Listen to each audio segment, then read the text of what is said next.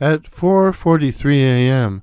on the morning of Friday, January the 18th, 1929, Mike Haack, or Haack, H-A-A-C-K,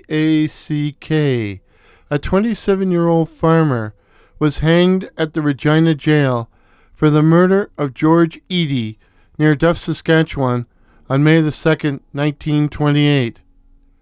Haack took 9 minutes to die.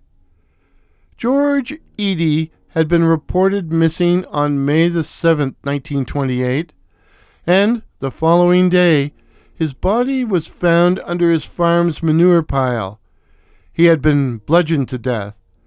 Haack was in possession of 4 horses and a wagon, plus other equipment owned by Edey.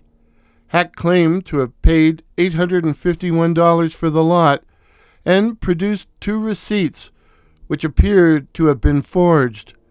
Charged with Edey's murder, Mike Haack went on trial at Melville on October the 3rd, 1928. Mike Haack had been previously convicted of the theft of a horse and buggy in 1919, and in 1923 he was sentenced to 2 months' hard labor in the Regina Gaol for another theft. He was completely deaf, having lost his hearing when he was 22 after suffering from the mumps. As a result, he usually communicated by note, first reading the question, then writing or speaking his answer.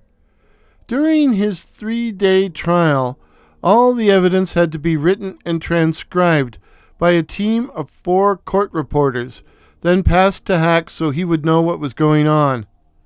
According to author Wayne Sumner, there was a 1-hour delay between the oral testimony and Haack receiving the notes. The Crown would call 44 witnesses. Haack's defense called none. The jury retired at 8:50 p.m.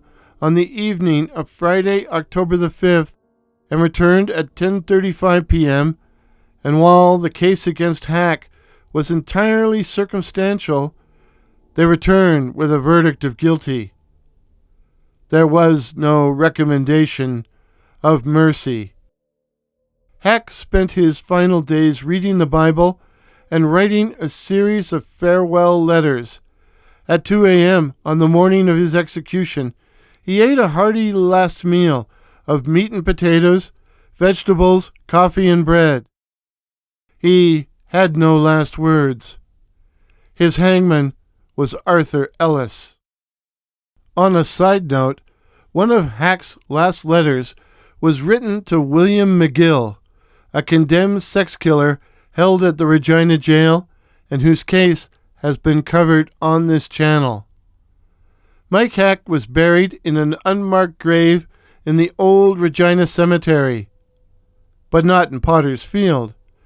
Local historian Kenton DeYoung suggests the section where Haack is buried may have acted as an overflow area for the Potter's Field, which saw a large number of burials during the Spanish flu epidemic of 1918-20.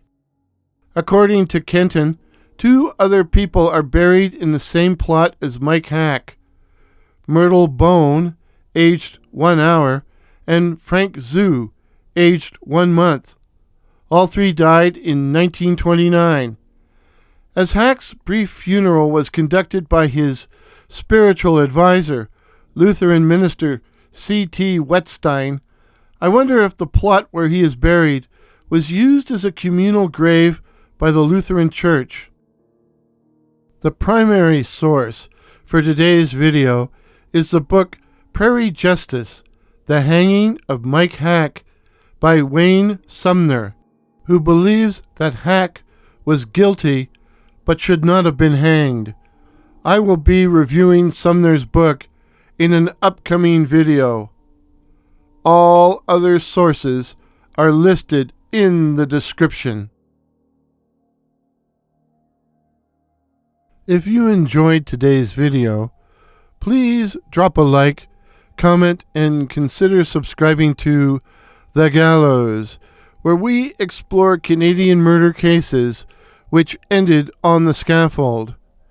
And remember, if you're born to hang, you'll never be shot. Cheers.